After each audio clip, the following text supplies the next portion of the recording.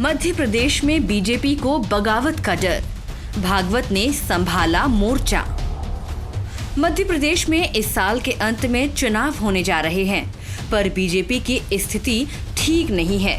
BJP यहां दोहरे संकट से गुजर रही है। एक तो मंत्री व विधायकों के प्रति जनता में नाराजगी है, दूसरी अगर गुजरात तर्ज पर टिकट काटे जाएं तो यहां व्यापक पैमाने पर विद्रोह होने की संभावना है।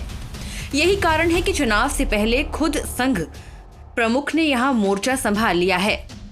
वे प्रदेश के अलग अलग हिस्सों में दौरा कर जनता का फीडबैक लेने की कोशिश कर रहे हैं। संघ ने सत्ता और संगठन को चेतावनी दी है कि जितने टिकट कटेंगे उतने बागी होंगे। इसीलिए खराब प्रदर्शन वाली सीटों पर नए चेहरों की तलाश तेज की जाए। इस तलाश में बीजेपी के नेताओं के बेटे बेटियों की लॉटरी लग सकती है।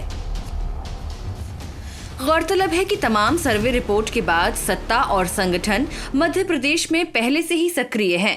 अब संघ ने भी पूरी तरह मोर्चा संभाल लिया है। खुद संघ प्रमुख मोहन भागवत ने अपना फोकस मध्य प्रदेश पर रख रखा है। हाल ही में संघ ने अपने स्वयंसेवकों से पिछले 2 माह के अंदर जो सर्वे करवाया है, उसके अनुसार पार्टी मध्य प्रदेश में 100 का आंकड़ा भी पार नहीं कर पा रही है। स्वयंसेवकों ने सर्वे रिपोर्ट में कहा है कि शिवराज सरकार द्वारा मतदाताओं को लुभाने के लिए जो मुफ्त की रेवड़ियां बांटी जा रही हैं, उसका भी असर नहीं दिख रहा है। इसी बीच खबर ये भी है कि नए चेहरों को टिकट देने की खबर के बाद बीजेपी में वरिष्ठ नेताओं के शहजादों ने सक्रियता बढ़ा दी है और बीजेपी विधायक गौरी शंकर बिसेन की बेटी मौसम बिसेन, प्रदेश सरकार में कद्दावर मंत्री गोपाल भार्गव के बेटे अभिषेक भार्गव, नरोत्तम मिश्रा के बेटे सुकर्ण मिश्रा, केंद्रीय मंत्री ज्योतिरादित्य सिंधिया के पुत्र महाआर्यमान सिंधिया, मुख्यमंत्री शिवराज सिंह चौहान के बेटे कार्तिकेय सिंह चौहान भी राजनीति में पूरी तरह से एक्टिव हो चुके हैं। अंदरूनी सूत्रों का कहना है कि पिछले विधानसभा चुनाव में ही 50 विधायकों की टिकट कटनी थी, लेकिन एक बड़े नेता अड़ गए। उनकी जिद की वजह से किसी की टिकट नहीं काट पाए। इस बार संगठन किसी के दबाव में नहीं आएगा, क्योंकि पिछला चुनाव हार गए थे। इसीलिए मल्टीपल लेवल पर सर्वे करवाए जा रहे हैं।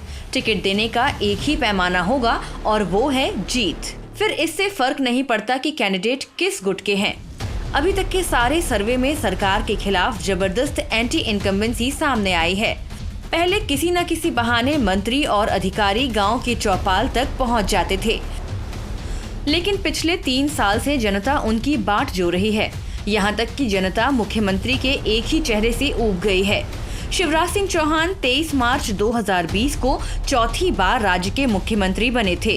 30 नवंबर 2005 से 17 दिसंबर 2018 तक लगातार 13 साल 17 दिन तक वे मुख्यमंत्री रहे। फिर करीब 1.5 साल कांग्रेस की सरकार रही और कमलनाथ मुख्यमंत्री बने। 23 मार्च 2020 से एक बार फिर मुख्यमंत्री की कुर्सी शिवराज के पास आ गई। उन्हें मुख्यमंत्री रहते हुए करीब 16 साल हो चुके हैं। अब तक प्रदेश में कोई भी इतने लंबे समय तक मुख्यमंत्री नहीं रहा है। जानकारों का कहना है कि प्रदेश में विधानसभा चुनाव जीतने के लिए बीजेपी कई बड़े और महत्वपूर्ण फैसले लेने वाली है। खबर है अगले चुनाव में बीजेपी करीब 90 से 100 नए विधानसभा उम्मीदवारों पर दांव लगाएगी। करीब 40% नए उम्मीदवारों को बीजेपी विधानसभा चुनाव में मौका देगी। 2018 विधानसभा चुनाव में हारी हुई 100 सीटों में से ज्यादातर सीटों पर नए प्रत्याशियों को पार्टी टिकट देगी। वहीं जीती हुई 130 सीटों में से 10 से 15% से ज्यादा सीटों पर मौजूदा मंत्रियों और विधायकों के टिकट काटे जाएंगे। इसमें खास तौर पर उन मंत्रियों और विधायकों का टिकट काटा जाएगा जो या तो 3 से 4 बार से लगातार जीत रहे हैं और जिनकी उम्र ज्यादा हो गई है। केंद्र व भाजपा में सत्तारूढ़ भाजपा के लिए 2023 और 2024 चुनौतीपूर्ण है। हालांकि बीजेपी को लगता है कि 2023 में 5 राज्यों के विधानसभा चुनावों और 2024 के आम चुनावों में वे फिर अपना परचम फहराएगी। लेकिन मध्य प्रदेश के चुनाव को लेकर कराए गए एक सर्वे को लेकर मातृ संस्था संघ और बीजेपी दोनों कुछ चिंतित नजर आ रहे हैं। बता दें कि भागवत इसी साल होने वाले मध्य प्रदेश विधानसभा चुनाव से पहले अलग अलग क्षेत्रों का दौरा कर रहे हैं।